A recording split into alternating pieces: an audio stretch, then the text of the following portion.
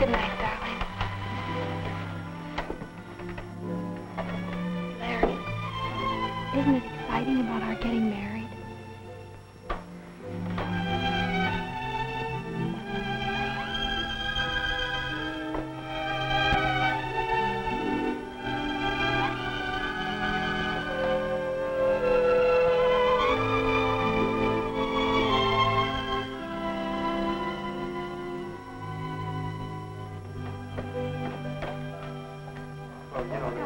Walking on a pink cloud. So I asked her last night at a graduation prom, and she said yes. We're going to be married in August. Wow, married? But she's just finishing high school, and you still have 2 years at the university. That's a tough road, Larry. What are you going to use for money? Well, Sue's folks were going to pay something to put her in junior college here in town for 2 years. So we'll have that. But instead of going to college, she'll get a full-time job in campus town. Say she doesn't care anymore about education. So with that, and my part-time job, well, we'll get by. Uh-oh. Here's Sue now. You two probably want to be alone.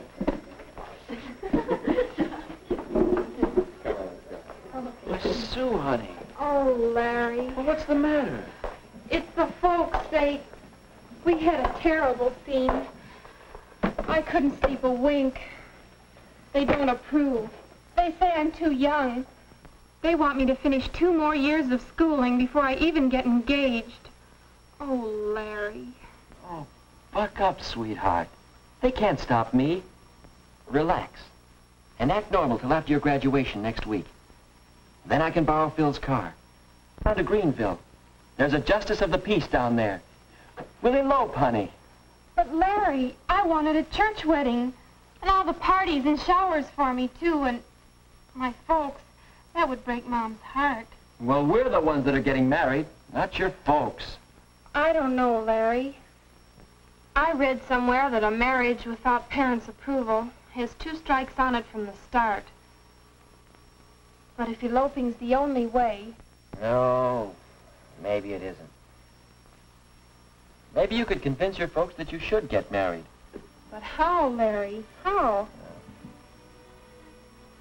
Say,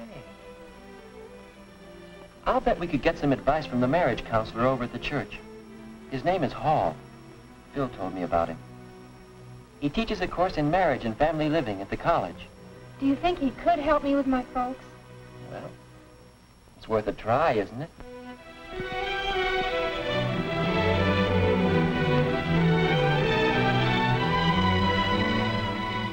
My folks don't understand the way I feel.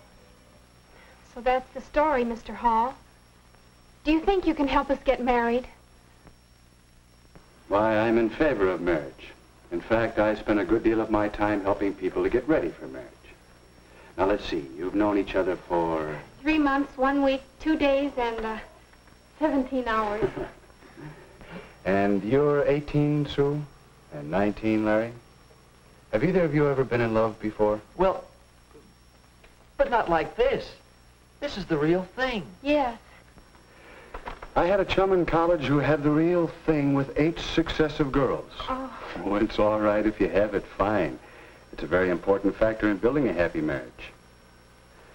But tell me, how do you know it's real love, the kind you can get married on? Why, ever since I first met Larry, I haven't wanted to date anyone else. The whole 3 months now. And besides, I haven't even had 1 quarrel with him. No quarrels? Why not? No differences of opinion? Or no opinions? What do you talk about on your dates? Oh, movies and popular songs. Orchestras, dancing. And... Larry's chosen profession, engineering? No, I don't understand any of it. I don't like to hear about it. Why, Sue, honey, I didn't know you felt that way. Well, it seems you two may have some things to talk over and settle. Might well ask yourself some questions before you get too serious about marriage. Well, what do you mean? What sort of questions? Well, questions for Cupid. You might say he should ask them before he fires those arrows. We call this Cupid's checklist. First, Do you have similar backgrounds, similar bases for your ideals and standards? Second, are you real friends, comrades, pals through thick and thin? And third, do you both understand marriage? Oh, not the kind in most movies or in most popular songs, but the real everyday kind of marriage, between real people. Do you understand it? Well, golly, Mr. Hall, I don't know the answers to all those questions. I just know that I'm in love with Sue. Is that bad? No, that's good. Sure. And it's good when you recognize that you don't know the answers. It's a good sign. I don't know. I think we're friends. And maybe we can understand marriage, but backgrounds, how do they affect getting married? Well, come over here a minute. Perhaps I can show you what I mean. What's that? I call it a marriage development board. It represents the psychological distance between a husband and a wife from the time they are born until they die. Yeah, but what does it all mean? Well, let's set it up for you and Sue. When you are born, you inherit a great many differences from your parents. That's part of your background. That makes sense, all right. Now, as you grow up, you each develop separate and unique personalities. Your mental growth, your emotional outlook, your standards and ideals. Larry, your distinctly masculine outlook on life, and Sue, your feminine way of looking at things, your capacities to love and be loved. In these and many other ways, you each acquire a background. So that when you first met, you were probably farther apart, probably more distinct individuals than when you were born. But I don't want to marry a girl like me. I want to marry a man like him. So even though we're close together here, we don't know how far apart we are there. That's right. When you two met, there was probably an early physical reaction, a romantic attraction that pulled you together, a love appeal that hit you sort of boing. How did you know? Well, it happened to me. It happens in some degree to most couples who become happily married. But it takes more than this boing. For you see, if you're too far apart psychologically, if your backgrounds are not similar enough, it can cause a great deal of argument and unhappiness until... It's gone. Where'd it go? That's what you'll be saying about your romantic love if these other things cause a breakup. No, sir. This is forever with Larry and me. Fine, I hope so. But don't you think it's wise to take time to find out how much strain these differences might put on your romantic love? But there isn't any time. Larry's going away in a couple of months. Yes. Did you two ever see these figures on length of engagement and how it relates to chances for happiness in marriage? No. Two separate studies showed the chance for happiness improves with a longer engagement period. It's fair for 6 months, better for a year or 2 years. Is that because there's a better chance to find out some of these differences and become real friends? Yes, a chance to find out if your relationship will wear well. Yes, but can't we settle these differences after we're married? And if you aren't successful, before you become too deeply involved, find out if the distance might turn out to be too great. Here's another angle that should interest you both. How age when married affects the chance for happiness. You can see that the chances are better after the man reaches 21 or so.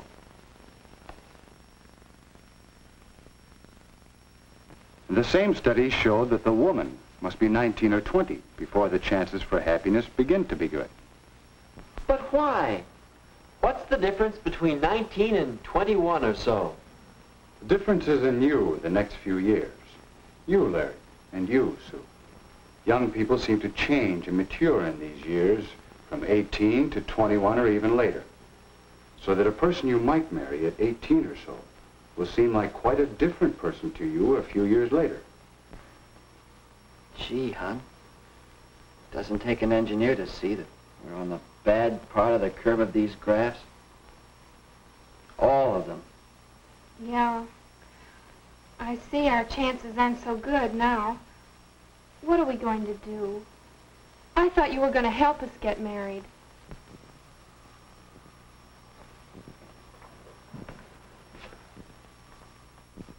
I believe I can. I think you two have a lot of what it takes to build a successful marriage. And yet, you wouldn't try to plan and build a house in 3 months, would you? Shouldn't a marriage have better planning? If you two are going to build a successful family team that will last for 40 or 50 years, how long do you think it should take to get ready for it? All right. How do we know when we've done it? When the two of you are ready for marriage, you'll sense a new feeling between you. The two of you united as a pair, thinking as one unit, acting as one unit in the building of a marriage and a new family. Your sense of pairedness shows up in the way in which you consider what's best for the pair of you over what you want individually for yourself. Think how often you speak of things from my point of view instead of ours. How often you say, I want, instead of we want. I guess it wasn't my folks that needed convincing, it's me. I mean, it's us, isn't it, Larry? Yeah, we'll say. And so, in terms of the checklist for Cupid, Larry and Sue began to examine their readiness for marriage.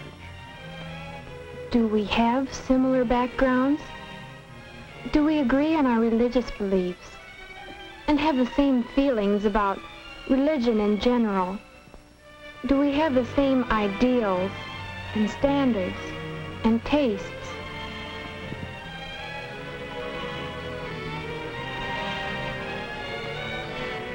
Do we enjoy the same friends?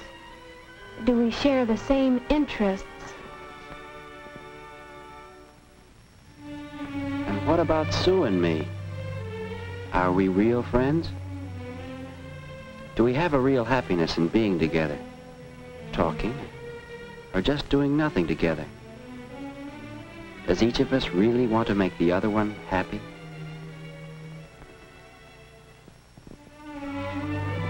Do we have a real interest in each other and a sense of pride in each other?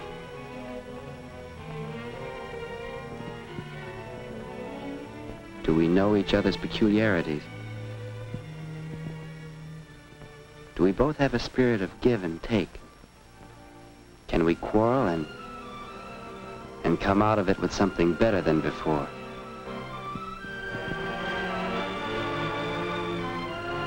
Do we really understand marriage? Do we understand the social aspects of marriage?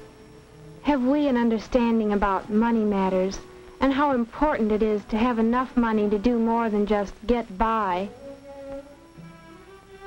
Do we understand the physical aspects and the family side of marriage? Do we know how much work there is to a marriage? And overall, do we have a feeling of paired unity? Those questions were helping us to find out just how strong our relationship was and helping us to strengthen it.